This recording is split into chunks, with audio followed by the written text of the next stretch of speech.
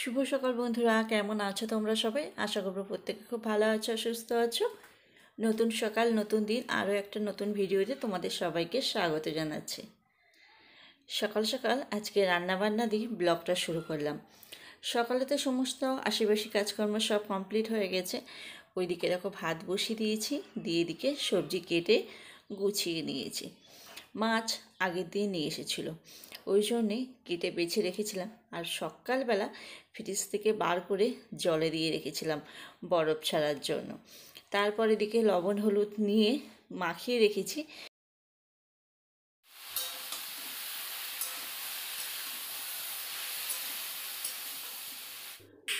ফুলকপি তরকারি করলে না খেতে ভালো লাগে না, ওই জন্যে ফুলকপি আলু একটু কাঁচা লঙ্কা বেশি করে চিড়ে দিয়েছিলাম, দিয়ে ভাজা বসিয়েছি। তো আমার কাছে কালো জিরে ছিল না বলে কালো জিরে ফোড়ন দিলে আরও বেশি ভালো লাগবে খেতে।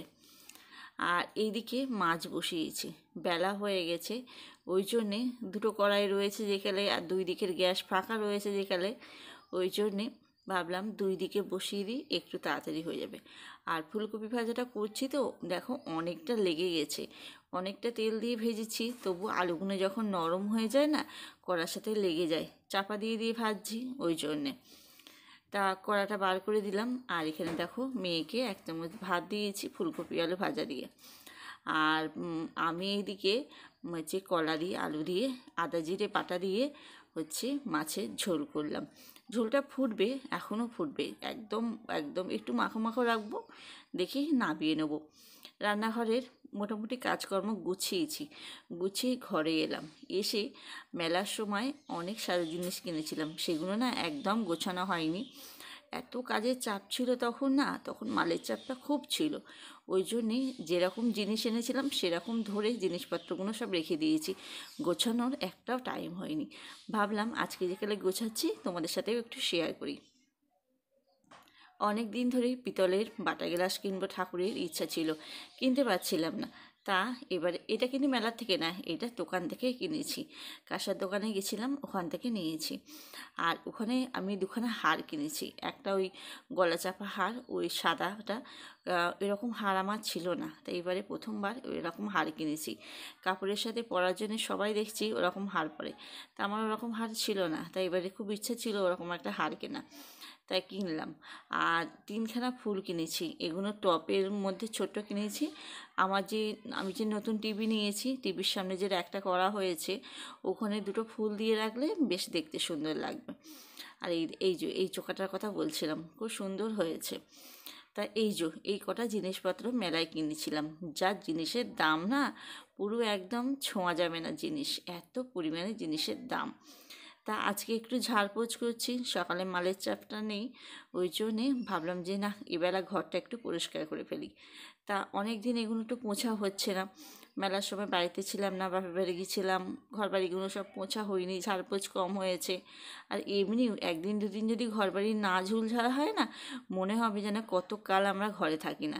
গ্রামের সাইডে আমাদের ঘর বাড়ি, ধুলো বালি ভর্তি, আর পাশে সব চাষবাস করে সবার বাড়িতে ঝাড়পোছ করে।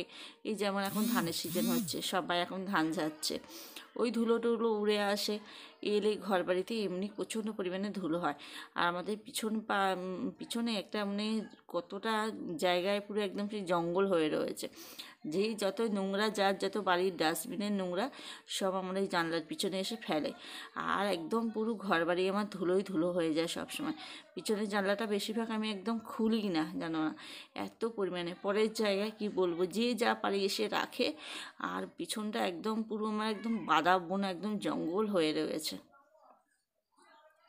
তো প্রচণ্ড ধুলোবাড়ি হয় আমার ঘর বাড়িতে। তা আজকে একটু ঝেড়ে নিচ্ছি।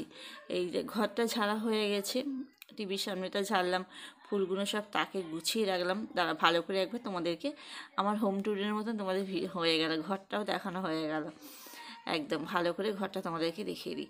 এই দেখো, এইখানটাতে টিভিটা নামিয়ে নিয়ে বক্সটা ওপরে তুলে দিয়েছে, আর সাদা জিনিস সব গুছিয়ে দিয়েছি। এই যে এই র্যাকে দুই দিকে দুটো ফুল রেখেছি, তো সুন্দর লাগছে এবার দেখতে। আর এই ফুলটাকে কোথায় ঝোলাবো খুঁজে পাচ্ছিলাম না। লাস্টে খাটের হচ্ছে এতে ঝুলিয়ে দিলাম, দিয়ে রেখেছি। আর তো দুনিয়ার জামা কাপড় সব কাচছি, জামা কাপড় কিন্তু প্রতিদিন কেচেছি, কিন্তু ভাঁজ করার সময় আমি একটু পাচ্ছি না যে জামা কাপড়গুলো সন্ধেবেলা ভাঁজ করব। সকালের টানে কাজ করে নিচ্ছি, এবার যে বিকেলের পর থেকে যে মাল করতে বসে গেলে না, জামা কাপড়গুলো আমার আর ভাঁজ করা হচ্ছে না। সব এই চেয়ারের মধ্যে জড়ো হয়ে রয়েছে। দেখেছো ঘরবাড়িতে কতটা ধুলো বেরিয়েছে। শুভ সন্ধ্যা বন্ধুরা, এখন সময় হচ্ছে 7:30 মতন বেজে গেছে। মেয়ে গেছে পড়তে, ওকে পড়তে দিয়ে এলাম। এখন তো 5:30টার সময় সন্ধে হয়ে যাচ্ছে। 7টা মানে অনেকটা রাত হয়ে যাচ্ছে আর অন্ধকার হয়ে যায়। আর এখন ঠান্ডা ঠান্ডা পড়েছে, ফাঁকে একদম লোকজন নেই। ও আর অনেকটা দূরে যায় তো একটু আগিয়ে দিয়ে যেতে হয়। তা ওকে দিয়ে এলাম, এসে আমি চা করলাম। চা করে নিয়ে এলাম, এই দেখো আমার জন্য আমি 1 কাপ চা করলাম। করে এখন একটু চাটা খাবো বসে শান্তিতে, খেয়ে নিই, তারপর আবার কাজকর্মে হাত দেবো। কালকে অনেক জামা কাপড় কেচেছি, সেগুলো তো কালকে বেলা হয়ে গেছিলো কাচাকুচি করতে, ওই জন্য শুকোয়নি। আর এখন ঠান্ডা পড়ছে তো, দুপুরের পরে রোদ চলে যাচ্ছে, সেইগুলো আজকে আবার ছাদে মেলে দিয়েছিলাম। আর সব দুপুরবেলা ভালো করে গরম করে রোদ্দুর থেকে নিয়ে এসে সব বিছানা এখানে ঢিবি করে রেখেছি। এখন চা খেয়ে নিই, জামা কাপড়গুলো ভাঁজ করবো।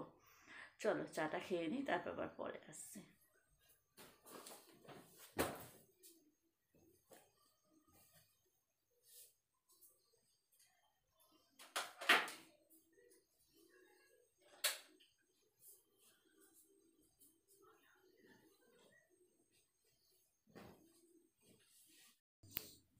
সকালের পর থেকে ভিডিওটা আর কন্টিনিউ করিনি।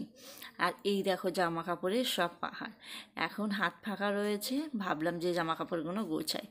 কত জামা কাপড় এখানে রয়েছে, বাড়ি পরা জামা কাপড় আছে, তোলা জামা কাপড়ও আছে, দু রকমই আছে। তা ভাঁজ করে সব এক জায়গায় রাখছি, তারপর বেছে গুছে মানে যেখানকার জিনিস সেখানে রাখবো। যেখানকার জিনিস সেখানে না রাখলে নেওয়ার সময় কিন্তু একটা জামা কাপড় খুঁজে পাওয়া যায় না। আর এর জামা কাপড় ধরে টানলে সব হুড়মুড় করে পড়বে। আমি গোছাই, আমি ভাঁজ করি, আমি কাচি, আমার কষ্ট লাগে। একটা জামা কাপড় জামা ধরে যখন টানবো না, যখন হুড়মুড় করে জামার টালটা পড়ে যাবে, তখন সেই নিজেকেই গোছাতে হবে। কষ্টের জন্য নিজে বুঝে বুঝে কাজ করি। আর মেয়ে করলে, ওর বাবা করলে, ওদের তো সেটা করতে হবে না, ওরা একটা ধরে টানবে, সব উপর থেকে পড়বে, ওরা সব সাইডে আবার গুঁজে রেখে দিয়ে চলে যাবে যে যার মতন। সেই জামা কাপড়গুলো আমাকেই ভাঁজ করতে হবে। ওই জন্যে নিজের কাজ নিজেকেই করতে হবে, কেউ তো করবে না। ওই জন্যে যতই কাজ থাকুক না কেন, জামা কাপড়গুলো ভাঁজ করলাম, করে এবারে দেখো যেখানকার জিনিস সেখানে রাখবো, যার জিনিস তার কাছে রাখবো, তাহলে সে আর খুঁজতে সুবিধা হবে। সব পাট পাট করে আমি এখন চেয়ারের ওপরে যেগুলো বাড়ি পরা জামা কাপড়, এই গরম চলে গেছে, পাতলা গেঞ্জি হাফ প্যান্টগুলো, ওর আবার সব ওগুলো সব তুলে ফেলবো, আবার মোটা মোটা জিনিসপত্রগুলো বার করব। ওই জন্যে চেয়ারের উপরে রাখলাম, ওইগুলো সব তুলবো, আর মোটা জিনিসগুলো যেখান থেকে বেরোবে সেখানে আবার এই ছোটো ছোটো জিনিসপত্রগুলো সেখানে আবার ভরে দেবো। ওই জন্যে আমি সব চেয়ারের উপরে ওইভাবে টাল দিয়ে এখন রেখে দিলাম। তা দিয়ে এবার আমি এখন বিছানাটা পরিষ্কার করতে আসবো। এখন 9টা বাজতে যায় জানো, ওই জামা কাপড় গোছাতেই আমার 9টা বেজে গেছে। 7টা 7:30টার সময় মনে হয় লেগেছি, আমার 9টা বেজে গেছে।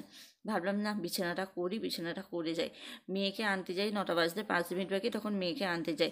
এইবার তো প্রতিদিন পড়া সমান হয় না, একদিন একটু কম হলো, একদিন একটু বেশি হলো।